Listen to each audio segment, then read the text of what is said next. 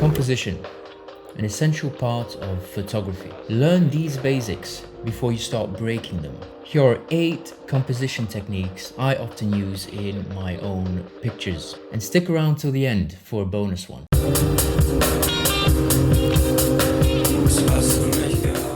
Ciao, my name's Ben, and I'm one of 2 creators of Chapter 6. The first technique is probably the most basic and the most essential one in learning, or when learning photography and when learning to compose images correctly. That is the rule of thirds. The rule of thirds is probably the one I use the most in my pictures, as it is probably the most essential one and the most used across all mediums of photography. A good example here was a couple shots from when I did my street photography in Milan. First one being this one, where you can clearly see the group of people in the bottom thirds of the grid, but making sure that the picture is not unbalanced, and meaning having the columns on the left side of the picture to offer this sort of balance.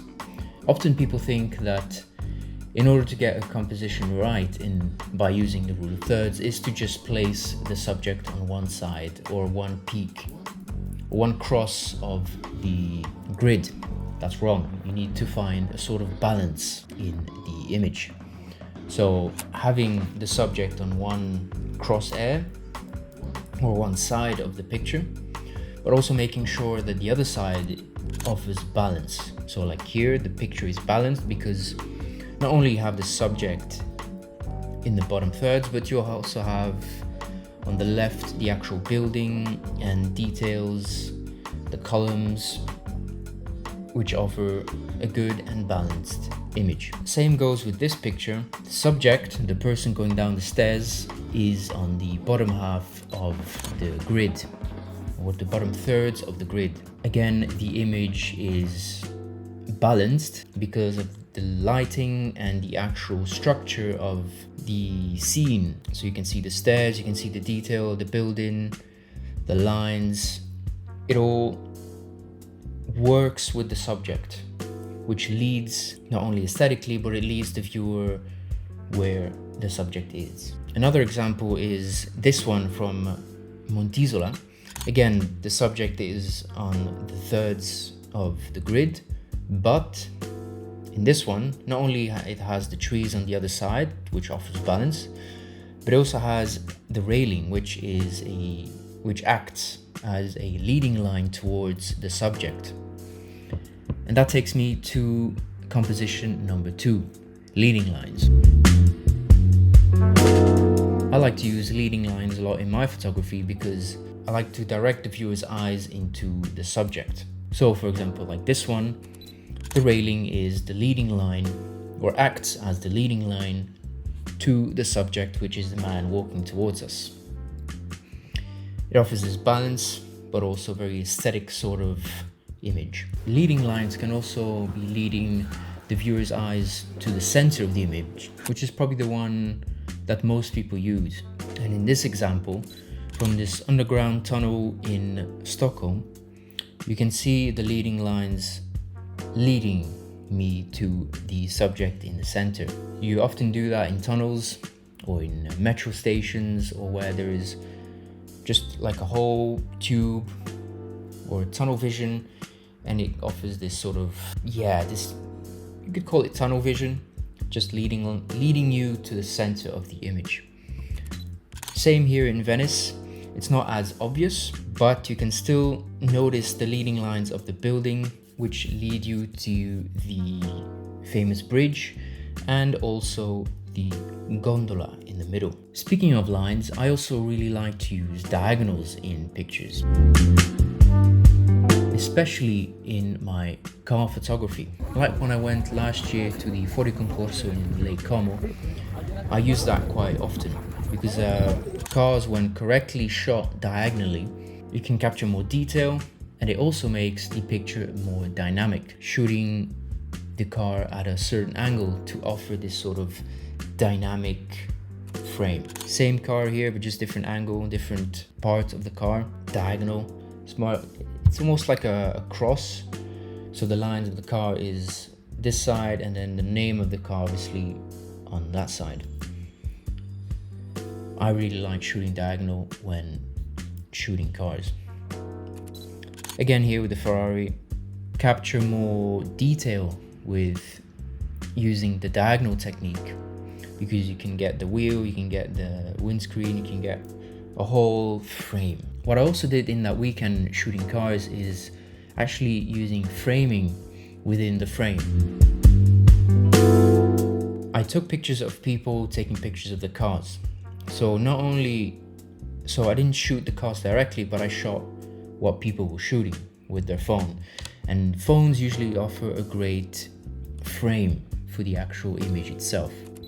So here you can see the subject is, you could say, is the man, but the primary subject would be the actual car within the frame of the phone. He's done a great job at actually taking the picture from the back and getting this sort of wide angle symmetrical shot. I just had to be behind him and capture the right moment. Another good way of using framing is actually using the frames of the windows, because it already offers this structured composition. Here I wanted the Empire State Building being the subject, and instead of just shooting it from the window and seeing it bang on, I thought to make it a bit more interesting, a bit more layered, by shooting it a bit further back, having the whole context of the shot, and not only having the view of the Empire State, which is the main subject or the primary subject of the image, but also having the people around it enjoying their juice, their view, etc.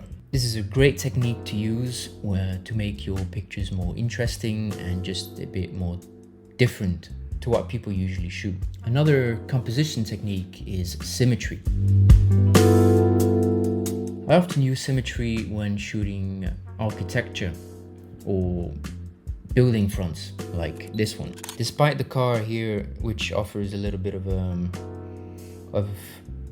an interest point of the picture itself, or the frame itself, is quite symmetrical. Symmetry is a very specific sort of aesthetic, which if you can master it, you can really capture some pleasing looking pictures. Having negative space is also very important. This is to let the actual image breathe. That's an important part of photography, letting the subject and letting the image breathe. In this case, again, in New York, I shot this picture vertically because I wanted to have this sort of free space, free sky, so the actual image breathes. This lone elder just playing football by itself. Not only it is, I guess, aesthetic to have a sort of bottom heavy image, but having this empty space and this big sky in the top of the image, to me, gives a sense of freedom, that the man is just at peace playing football by himself. It's a very sort of peaceful image. Again, here, negative space can also be used with car photography, just to shoot a specific detail of the car and then letting it breathe with the top of the image. A good example is like this one. I really like the side profile of this car, the detail, the writing, and of course the man behind it with the umbrella. But I also use the negative space on top to let the car breathe, to let the subject breathe, so the picture doesn't feel overwhelming, because the car itself is quite overwhelming already. With this car, it's a bit more simplistic, but I like the detail and the color of the car, and then the negative space on top. Again, a bottom heavy picture, but it gives this sense of freedom, but also letting you focus on the actual subject, which is the details and the color of the car. A good way to capture detail is to hide it with silhouettes. So a good way to capture silhouettes is shooting against the sun. So shooting the subject and having the sun behind it. This in a way hides the detail of the subject. Like here, this, my friend Joe, I shot him at the beach in Senegal against the sun as it was sunset time. I really liked the silhouette aesthetic with him just running. You can clearly tell what's happening, but the silhouette offers this very simplistic aesthetic. Again, here, black and white. Black and white is actually a very good way to use, or when shooting silhouettes, because it's this bright background and then the darker subject. It just makes the picture more interesting and can make your overall shoot more unique with different aspects and techniques. What I personally do a lot in my not only street photography but travel photography, car photography, I use depth. So I shoot through things. I use the 3 planes of the actual scene. I have usually a blurry foreground, which is here another car, then the background, which offers, I guess, context to show where we are, and then the middle ground where the actual subject usually lies. So this offers depth and interest in the actual image, so the picture is not flat. This really sense of 3D sort of aspect in the frame. Once again, here this picture in New York, shooting through people. Instead of waiting for people to move away from the frame, I use them to frame my subject, which is the skyscraper in the background. This again is using depth. The people are obviously not the subject, but they offer context to the overall scene and makes the picture more interesting instead of just having a random landscape. Once again here, this one's more of a conceptual sort of shoot. You can't really figure out, but you have to look at the picture, but it's using the same concept, the same compositional technique, which is depth. Having one part of the car in the foreground, blurry, offers color and framing, and then in the midground you see the drops on the windshield, and in the background you see the people with the umbrella. This is just a sort of artistic way, but I think it illustrates the technique quite well. And if you've stuck around till the end, here is the bonus one, which can also be considered as depth, but I like to name it as layering. Layering, that's a difficult word to say. Layering. You can use layering in reflections. Like in this example, I just like the background, the different lines going on, diagonals, the wall, the tiles, but the main subject is actually my own reflection.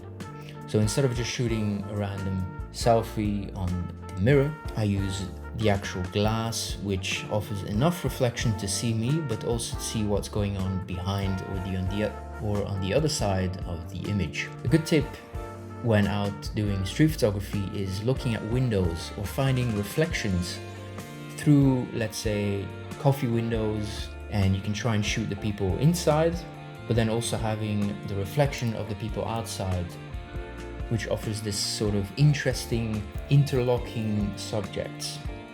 And that to me is an interesting way of using layers. And there it is, 8 tips plus a bonus, so 9 compositional techniques for bettering your photography. Let us know in the comments what you think. Like and subscribe, and follow us on our socials linked below. My Instagram is Ben Lusci, and Andrew's Instagram is Andrew Molchan. Thank you for watching, and see you next week.